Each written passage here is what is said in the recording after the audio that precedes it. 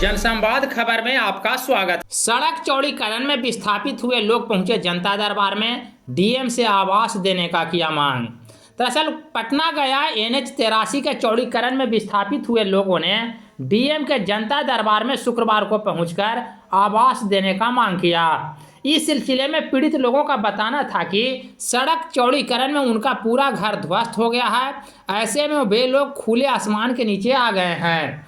लोगों का बताना था कि जिला प्रशासन द्वारा विस्थापित लोगों के गुजर बसर को लेकर तत्काल जमीन मुहैया के साथ साथ आवास देने का मांग किया है, ताकि उनकी जिंदगी भी सुचारू रूप से कट सके।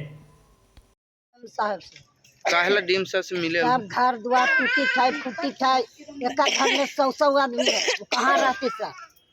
घर मकान टूटी है। हाँ, काहे? अपनी बाल बच्चा लेके कहाँ रहम? तो वही घर जगह जमीन के चलते ही अलिए आओ काहे लगी अलिए? कहाँ आयल हूँ? अलिए डीएम साहब ही। डीएम साहब? हाँ, तो डीएम साहब से मिल रहा? तो मिल अखनी कहाँ मिली? अखनी तो फोटोए ले रहा है और अठिए कर रहा है, तो कखनी मिल गई? नाम कौची है? केकरा? हमरा? हाँ। मीना देवी से अइले ने मिले। घर बता दें। घर येर की नाम है उषा देवी। काहेला? तो ये समस्या है सर कि चौड़ीकरण में जमीन सड़क के किनारे में घर है, महादलित आदमी है, चौड़ीकरण में जगह घर द्वार सबको जनता को टूट रहे सर। तो हम सबको जगह जमीन देना चाहिए सर।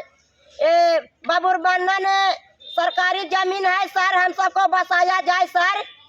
अब हम सब डीएम आए हैं। किनका से मिले ला? डीएम साहब से। कहाँ घर हो? एरकी